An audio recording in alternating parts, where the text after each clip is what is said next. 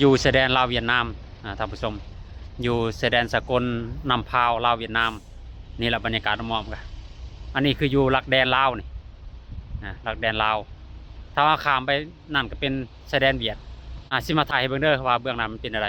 นี่เบื้องนี้คือเป็นเวียดนามนี่เบื้องนี้เป็นเวียดนามชายแดนลาวเวียดนามแผนกล้องให้เบื้องนั้นว่าเป็นอะไรอันนี้คือเบื้องเวียดนามนี่เบื้องเวียดนามนี่บรรยากาศนี่เวียดนามอะไรหอมเวียดนามอันนี้ครับเบื้องเวียดนามนี่ปี 2018เขาตั้งหลักนะฮะนี่เวียดนามกับลาวชายแดนลาวเวียดนามบรรยากาศหอมจะแก่ยังเข้าไปนี่จะมันไปแก่ยังเข้าไปดำๆนี่เนาะจะมันแก่ยังเข้าไปเอากระบุกกันเอากระชิกับเนาะชายแดนลาวเวียดสูงฝั่งลาวนี่มีแต่ภูผานี่อยู่น้ำนี่กันบรรยากาศอยู่น้ำคากับนี่ถ่ายเบิ่งมีแต่ภูผาป่าดง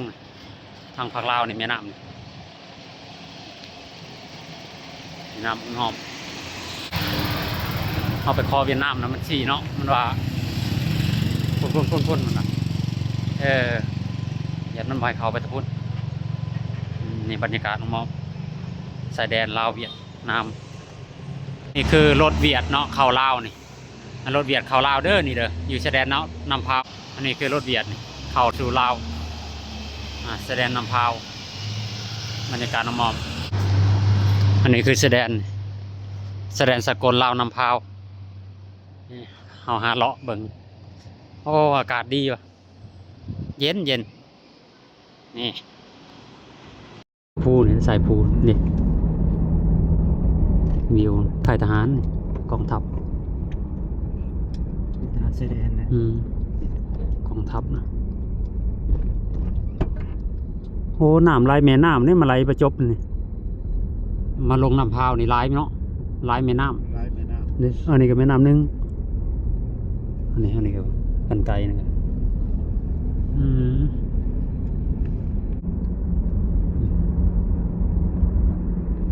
อยู่คนเดียวนะที่สองครอบครัวแล้วครอบครัวนึงอยู่เทิงพวกมีกันนะทางขึ้นอยู่ในป่าบนกลางคืนนะจะพูดเห็นจังไพ่แล้วแม่นล่ะเขาไปคือลงมาหลุมบอกโบโอ้ยก็มีเบียกว่าจะลงนี่แหละไม่ใช่กันขึ้นเทิงเขาหากินอยู่เทิงบ่ดิน้ำมันก็มีน้ำมันหากินอยู่เทิงหาสัตว์บอกสัตว์ป่าบ่แล้วแล้วก็เข้าให้อยู่เทิง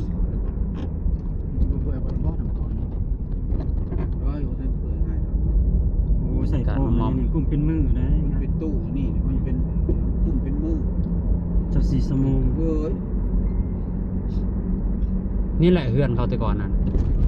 แล้วนี่วะหลัก2นะเนาะนั่นวะโมเมนต์นี่แม่นวะคนอยู่นะบริษัทหันลมนะทางเขาเข้า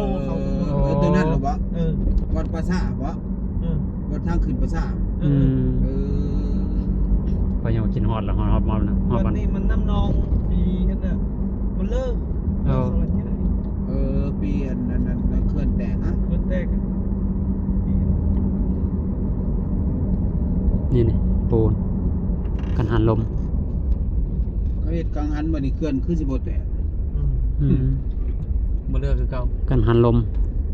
หมดแล้วมันกะหลายนั่นกับใครมันกับสิโทษเองมันโทษว่าสมมติว่ากันหันลมนี่ใบพัดลมนี่พัดหอบหนึ่งมันสิได้จัก 3,000 หอบหรือ 4,000 หอบอยู่เทิงต่อนั้นใดโตที่มันอยู่เทิงภูอันนี้สร้างภาษีเนาะสร้างภาษีมันเป็นหน่อยงัวก็จะมาปล่อยอยู่นี่บ่เลี้ยงอยู่พี่องค์นะงัวอยู่ทุกแม่นะงัวมันอยู่เทิงอยู่ภูอยู่ฟ้าใบพัดมัน100 เมตรกว่าบรรยากาศปีนควง100 เมตรปีนควงน้อยบ่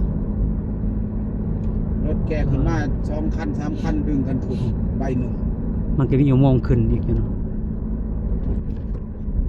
อุโมงค์ขึ้นแปลงพวงนักมันสิจักต้นบรรยากาศใบหนึ่งขึ้นสายภูริบ นี่นะ โครงการ5 ปี โอ้ นี่ไร จะสำเร็จนะ คนไทยก็ยังเข้ามาเห็นเขาก็เฮ็ดแบบเฮ็ดน้ำโตนตา เป็นแหล่งท่องเที่ยวขี่รถวิบากมันยังไงนะ ใช้อันสลอกสลิง อืม นะ สายเป็นเจาเป็นเจอเขา เบิ้ง บรรยากาศ มันทางมันทั่วกันนี่ถ้ามันกว่ามัน กลับตั้งแต่ มันยางทั่วกันนี่โอ้ ด่านสากลนำพาวบรรยากาศสายทางถ่ายบรรยากาศสายทางให้เบิ่งสายภูสาย เรา ปลา ยังไปโบราณได้ไปไทยคนไทยมาลาวนี่โบราณ ถ่าย แต่ว่าลาวเขานี่บ่อนุญาตให้เฮ็ดบัตรอยู่เทึงภูเทึงผาบัตรคืออ เกิ ยู่ นฮัน ไท ไร ย สมา ผู้สูงกว่านั้น นี่บรรยากาศพอถึงกันไกลลมอันนี้รถเบียดอันนี้ก็เทียงนาเขาเทียงนาเทียงให้สวนนี่กันหันลมใกล้ๆเลยนี่กันหันลมตัวนี้อย่านิ่งหลับเขาบอกให้ไปทางทุ่งในเมืองมันโค้งขึ้นมาดีๆตอนนั้นมือนะตัวเขาว่าไปทุ่งในเมืองวันนี้เขาเราว่าโบแมนเราไปกันหันลมระวังเด็ก ไปกังหันลม กังหัน นี่ละบาทมาสักทีนะโอ้แม่รุ่มพวก ลมอีก บ้านใด รุ่มพวกมันรุ่มกันบ้านเก้า โอ้บ้านเก่าบ่ อยู่หลัก2เลย เดี๋ยว หลัก3บ้านนาเจียได้จะใช้บ้านนาเจียภาคน้ำฟ้าไปฟุ้นทางตัวลงบ้านเก้าแถวนั้นแล้วเทียงนาลุงไม้แล้วนะอันนั้นกันแม่นแต่เฮือลงไม้เดี๋ยวนี้ก็น่าเจี๊ยแต่ก่อนก็เอิ้นกังหันลม ตอนนั้นอยู่ดีๆไปซื้อเครื่องเลย กังหันลมนี่ เป็นวันหลัก2แล้ว กังหันลม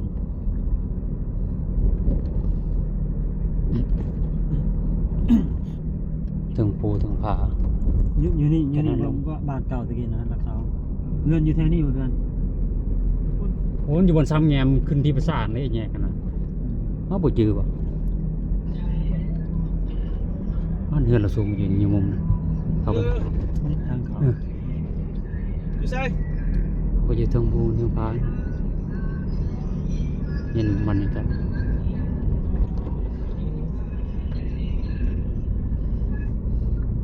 นี่แล้ววันหลัก29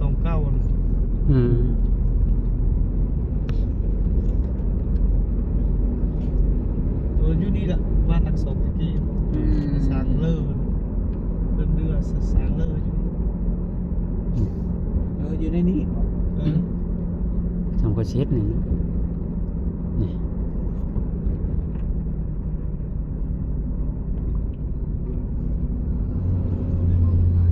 มันดิมันทางขึ้นอยู่ซะตรงน้ำเมืองพัดลม น้ำเมืองละเมื่อหอดแล้วพอแล้วคือตอนโทรหาย่า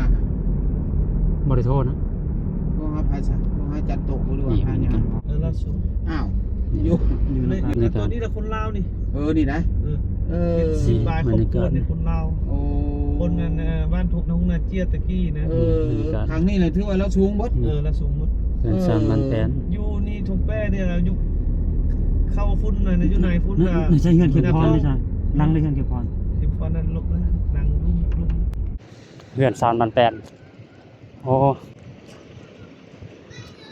เพื่อนซานห้านคลายเครื่องไรพอกห้านคลายเครื่องหลายคนนี่เราก็ได้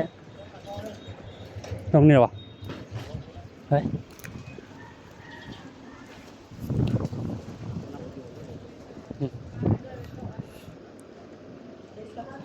ยินเฮือนเขาก็จะเทิงพูดเทิงเจยพูดที่เทิงเจยพูดเลยเฮือนซานมันแปนบรรยากาศอมอม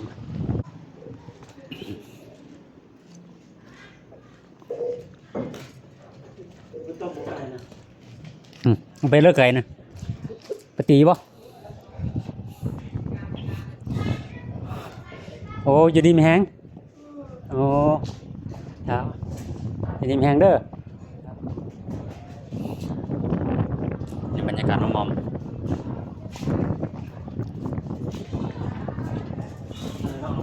นะ